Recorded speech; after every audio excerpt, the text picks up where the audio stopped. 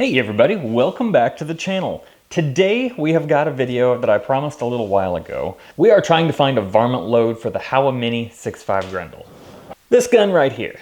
The Howa Mini has shot excellently for me so far. In fact, just getting a quick sight in the other day, it put 3 shots touching at 100 yards through super dense fog, and yeah, it shot great. A couple of years ago, actually I think it's been 4 years ago now, I shot the 85 grain Sierra Varminter in the 6.5 Grendel in my AR with the 20-inch ballistic advantage barrel. I have not shot any more of these bullets since then, so I've still got a couple hundred left, and I would really like to have a good varmint load for this Howa Mini. If you'll remember, in the AR, we got up to about just under 2,900 feet per second with this bullet, trying to stick somewhat to published data. Now, I've been looking and looking and looking for published data with H.335 and this bullet,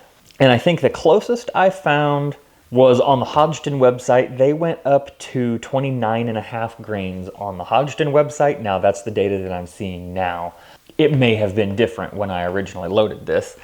I loaded up quite a bit past that to 32.4 grains as the highest charge I shot. Now that's way above the data that I'm seeing here, and I think I went with a longer overall length, and I don't remember what all I did on that. It's been a long time. But today, my goal is to take a really analytical approach to finding a safe load for the Howa Mini that's also as fast as we can possibly get it. Of course, accuracy will be a factor, and if it doesn't shoot worth a crap, then we won't use it, right? Because it doesn't matter how fast it goes if you can't hit the target, and I want it to be able to hit a squirrel's head at 100 yards. That's kind of the goal. This load will mostly be used for coyotes, foxes, raccoons, that sort of stuff around the farm here.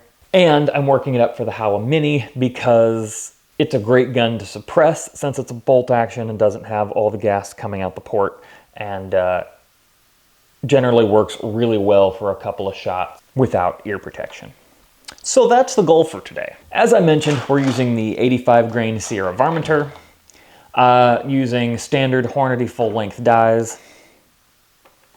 Starline, brand new, unfired small rifle primer, brass, and the primer, I don't have it set out here, but the primer will be the CCI 450. That's what we've pretty much used in everything Grendel. I may try out 400s in the future. The Remington 7.5s have also worked really well for us. But the CCI 450 is what I've used most, and we'll just continue to use that here.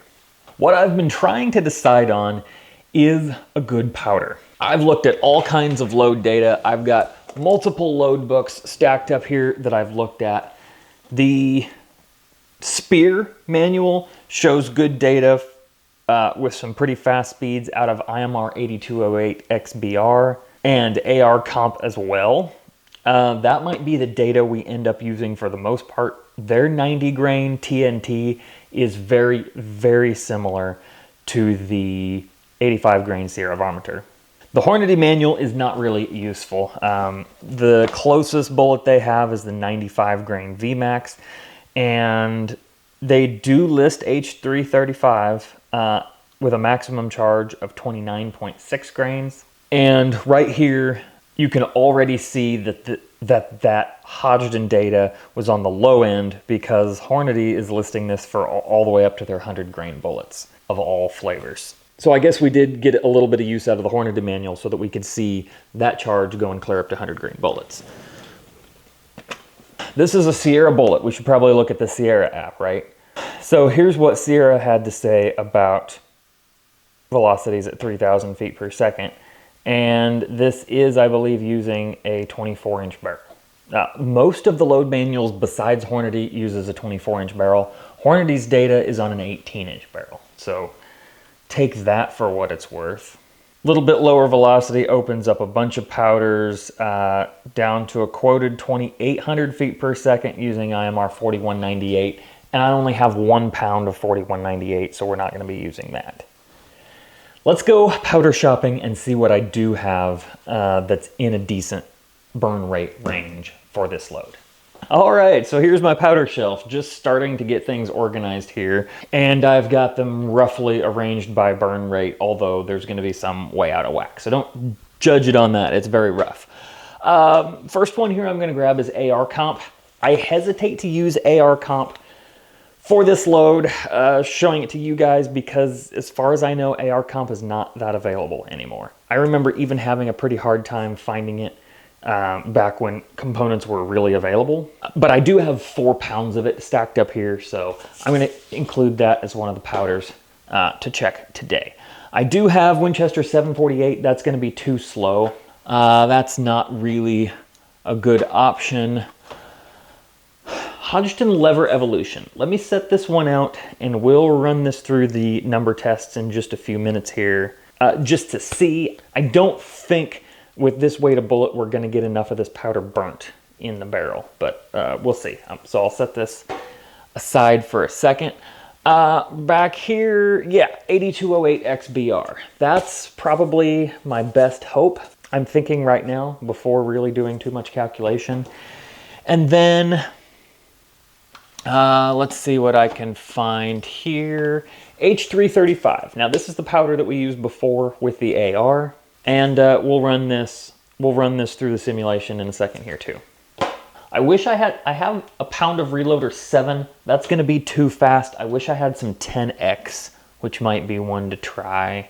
Anything down here in the Varmint burn rate is gonna be way too slow for this load. So let's run these 4 powders through GRT and see what it tells us. Okay, so I have been playing with GRT a little bit and running some calculations with it. They do have the 6.5 Grendel cartridge, the specific part number. This is the Sierra part number 1700. All that's in here, and they have all the powders that I'm wanting to try in here. Though some of them it says there's not the best calibration results with it, but I think that's because when Gordon, the guy who created this tool, passed away, I don't think it's been updated since then, and I haven't, actually it's been a little while, I haven't gone to see if there's any updates to this program that somebody else has picked up. But anyway, we're using this for right now. One thing that I haven't done in running all these calculations is put in my case volume. There is not an option to enter brass on here, and that's just fine because really all that matters about the brass, to my limited knowledge anyway, is the actual case volume. They're listing 35.8 grains of water. I have not measured Starline brass fired in this chamber for water weight. I think in order to get decent results here, we're gonna have to do that before we go any further. All right, I'm gonna grab my box of ammo that we loaded the 120 grain Barnes TSX. And I've got a couple of fired pieces of brass in this case. One of them has a little booger on the neck. Let me take a look at the other one. This other one looks better. So we're gonna use this case to measure the water capacity. Okay, and I've had this little scale warming up here for a while. Probably close to an hour by now. So I'm gonna take and zero this scale out with the empty case on there. Then I need a syringe. This one happens to already have a needle with it that I just launched on the floor. Doesn't matter, we're not using it for poking in people, right? Okay, I've got a syringe of water here. And I'm gonna be careful to not overflow this case. Just squirting it in there. I'm gonna really slow down when I get up to about 30. Okay. I got a drop on the scale here. Suck that off with the syringe. And now I'm gonna be very, very careful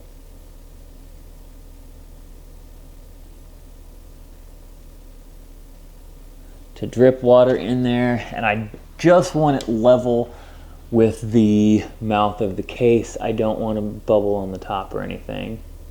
I should have done that where you guys could see it better, but I've got a nice level case there, and I'm showing 36.4 grains of water.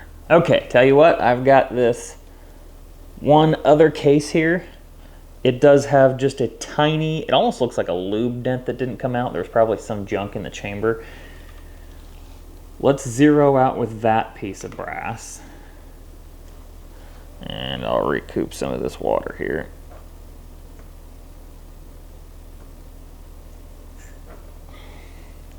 And let's see what kind of water volume we get on this one.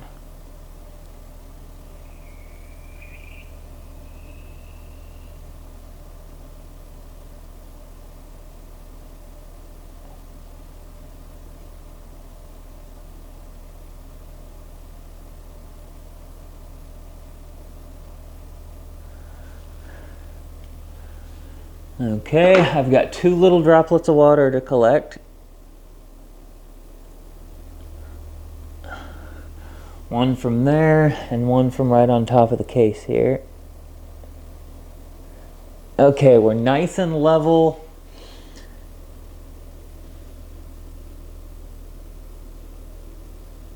Let's go with that. This one is showing slightly less, 36.3 grains of water. I'm going to write that down because I already forgot my first number. I think it was 36.6. We're going to go with 36.3 grains of water and use that for our calculations. I probably should do a few more of these just for good measure, literally.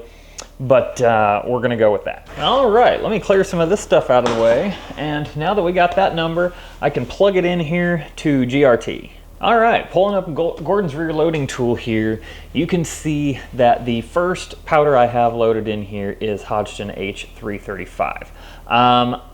Let's just watch. This is probably the only time I'll do this. I've got a random 33 grain charge put in there. Let's just watch and see what happens when I change that case volume to 36.3. Okay, as I suspected, it dropped a little bit. We were right up around 58,000 PSI with this load. Now it's saying 55,500 PSI. So dropped a little bit there, which I figured it would. I have already done the measurements of the bullet. The measurement that they had in here for the length of the bullet was correct. I put in the same seating depth that I loaded this to last time in here, which is an overall length of 2.158 inches. 2.157 is what I had written down last time. The cartridge base to ogive using a comparator here was 1.732 inches, and that's what we're going to go on later to seat these. But using this, I measured from the base of the bullet to the mouth of the case. This was also new brass when I loaded it and fired it. So it should be apples to apples there. And because of how I have this split case set up for seating depth testing, I was able to measure, to get the tip of my caliper in there and actually measure from the base of the bullet to the mouth of the case, and came up with just over 0.2 inches. I think when I was carefully measuring, I came up with 0.212. Do it again here just to be sure. Yeah, that's what I'm coming up with again, 0.212. And that's what I've got loaded in here. That is what Gordon's loading tool uses for seating depth. I can't quite articulate why that is. I kind of understand because head thicknesses and that can vary, I think is why they do that instead of cartridge overall length, and because bullet tips can vary somewhat, but that's just a guess. Brass length can also vary. So I'm not exactly sure why he chose that metric, especially since it is so hard to measure, but that's what it is. Before we get to looking at too much stuff with the powder, I want to check to make sure this will fit in the chamber. And I really think it will. I don't think we're going to have any issues at this length.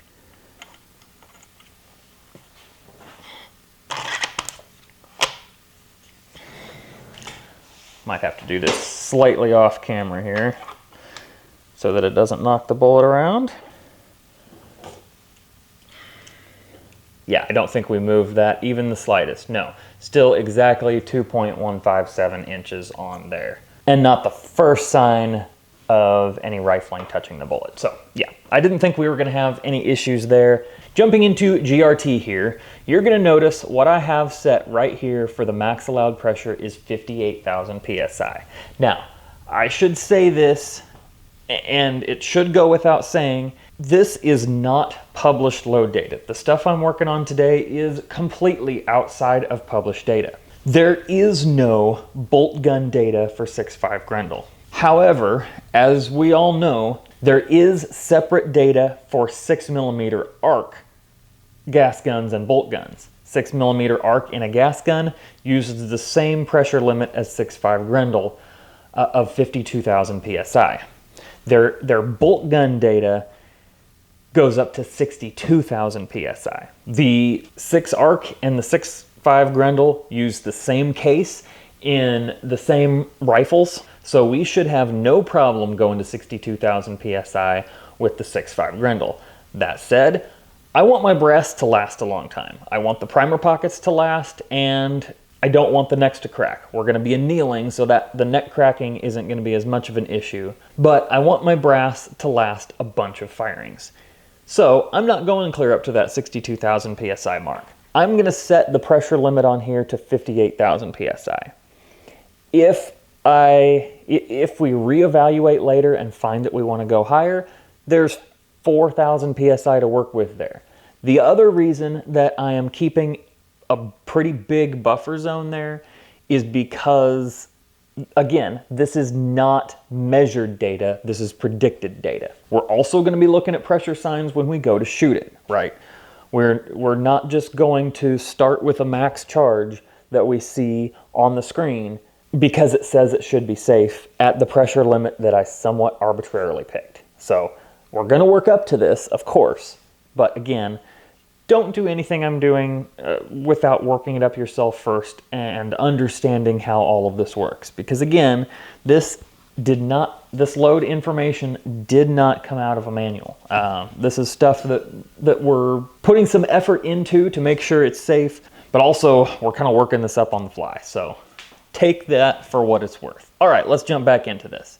So like I said, I've got my max allowed pressure set at 58,000 PSI. Let's just play with this charge weight here a little bit.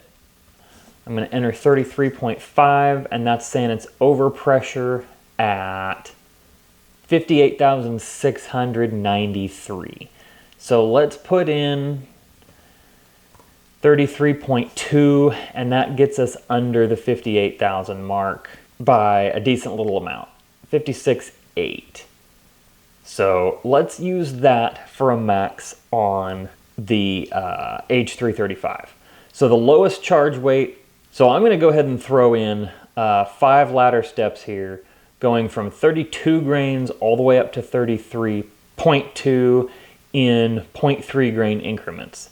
And that's what they have set on here as a step size, and that's kind of what I'd go with anyway in 6.5 Grendel, either a 0.3 or a 0.4 grain increment. So that's what we're gonna do. Let's look at this 32 grain charge.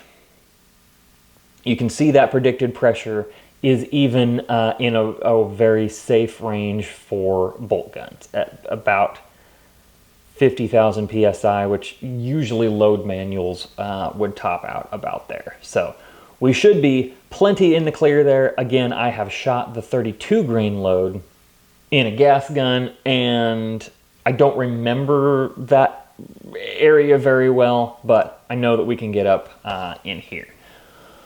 One thing though with H335 is the burnt propellant ratio is not that great. I would like this as close to 100% as possible, and we're down at 88%. You can see down here, we actually have a warning for low burn rate because it's down at 84%. Velocity we're showing at our top charge here may be somewhere around 2980. We're at a 98% load ratio, which is good. This isn't ideal, but we're gonna go with this for H335. So I'm gonna take a second and write these down. All right, so that's H335. I'm gonna set that aside. Let's go with AR comp.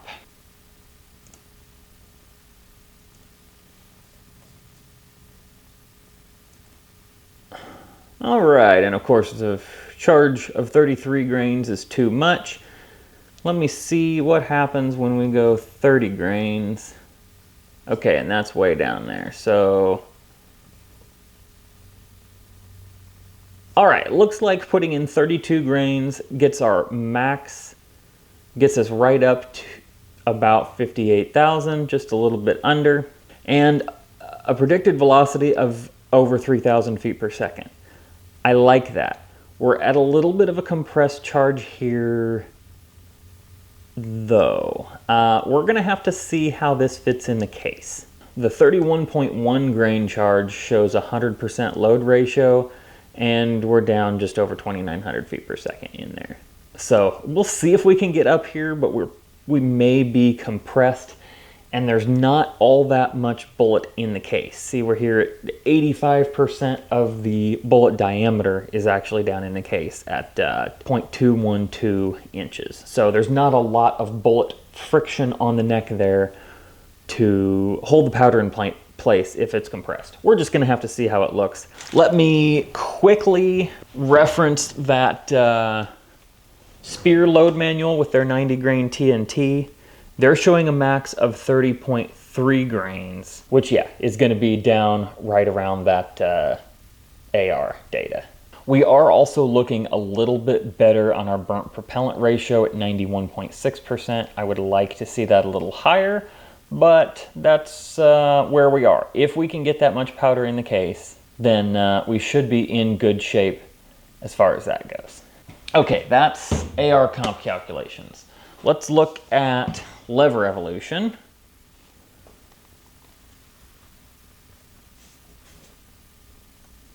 You can see their calibration on that didn't look the greatest. Okay, let's kick this up to 33 grains and see what that says.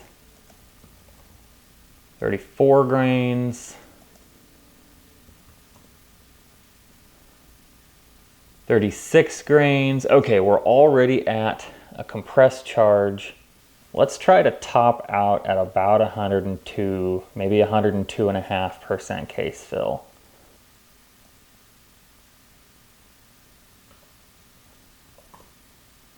There we go. At 35.7, we're at 102.4% case fill. We're at a pretty low pressure here for what we're going for, and it's showing we should get somewhere close to 3,100 feet per second. We are down a little bit on the burnt propellant rate, back down there around 89%. Ooh, and it just gets worse as we go down the charge. Just gets a little bit worse as we go down the charge weights. I've never put 35 grains of powder in a 6.5 Grendel case before. I'm gonna write this down. That's the highest predicted velocity so far at the lowest pressure, down close to even AR safe loads. I'm getting more curious about lever evolution. I didn't initially think we were gonna shoot that, but okay, there's lever evolution. One powder I'm thinking about here that I didn't pull out is Accurate 2520. I'm curious to see what it says about that. I think it's gonna not work the greatest because it's too slow. Let's throw in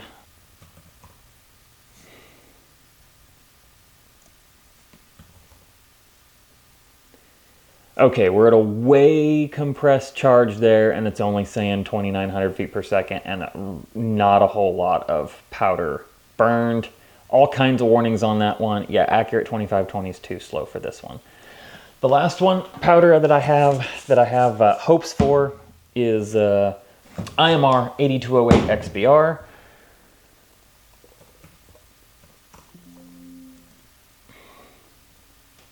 Okay, let's get a load here.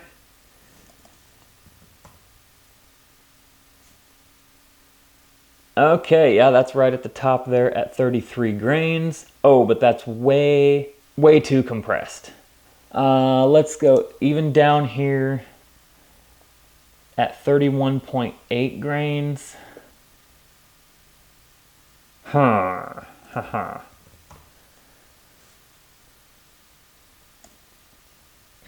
We're not burning near enough powder with 8208 XBR, at least according to the simulation. We're down below 85% burnt powder at 104% case fill. All right, I had high hopes for 8208 XBR, but at least according to this, that's not going to be ideal. Spear thinks you can get 3,000 feet per second out of a 24-inch barrel with that. At their data, they're shooting 31.7 grains even. This load right here, I'm curious about that load. It's showing 2920 out of a 20-inch barrel on here. I just think we're going to be way too compressed with that powder to be worth it. I could be wrong. We could load these powders and the ones that say it's almost up there, we're going to be fine. We'll see. This is all an experiment, right? Okay, so I've got data here for 3 different powders. I'm considering throwing one out, and Lever Evolution may work if we can get enough of it in the case. Real quick, what I want to do is get this brass all primed up. I won't do that on camera, but I want to put 35 grains of Lever Evolution into a case, see what it looks like, and see if we could even get a bullet seated on it. All right, let me just dump some powder out here. This Lever Evolution, and we're gonna see what 35.7 grains looks like in a case.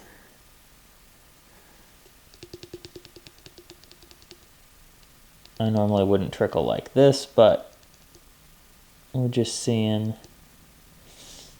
35.6, close enough for this purpose. I've got a primed case here. I'm just going to dump that 35.6 grains in. See what it looks like. That is a very, very full case. Let me dump that back in the powder pan here. I'm going to dump that in slow now.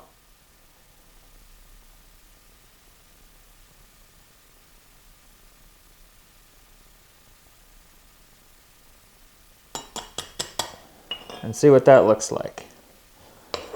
Okay, that for sure leaves some more room. The bullet is not seated down a whole lot farther than that. Let me put my finger over the mouth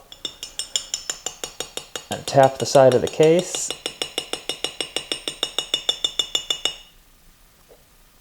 That didn't change things much. Looks about the same. So we'll just go with a slow pour on these upper charges. We are going to try out Lever Evolution. All right, I have got Lever Evolution in the powder dispenser here. I'm going to start with it, weigh out charges. If I come across anything interesting in the loading process, I'll point that out. The rest is just normal loading. I'll dispense powder, keeping 1 powder on the bench at a time, and I'll load up some 5-shot groups with the Lever Evolution, the AR Comp, and H335. Now, because we're using 3 different powders, I'm going to cross off the lowest 2 charges on each of those lists. I've looked at it on here. We should be way, way down in plenty safe area around the 50,000 PSI mark. 2 charges lower, so that I'm not worried about at all. We'll just shoot 3 5-shot groups with each powder at those top 3 charges. Let's see what happened. I forgot to turn on the microphone here, but what I was showing is that all of the cases with the AR comp load were very full as well, and they are even more compressed than the Lever Evolution loads, though no crazy compression, because the bullet is not seating very far down into that neck. So they were compressed, but not too much. Well, we're at around 30 minutes here, so I should probably cut this video off, and we'll get to the range in the next video. I hope you've enjoyed my overview of how I use Gordon's reloading tool to develop a load, especially if I can't find exactly the data I'm looking for. Thanks so much for watching. Y'all have a good one.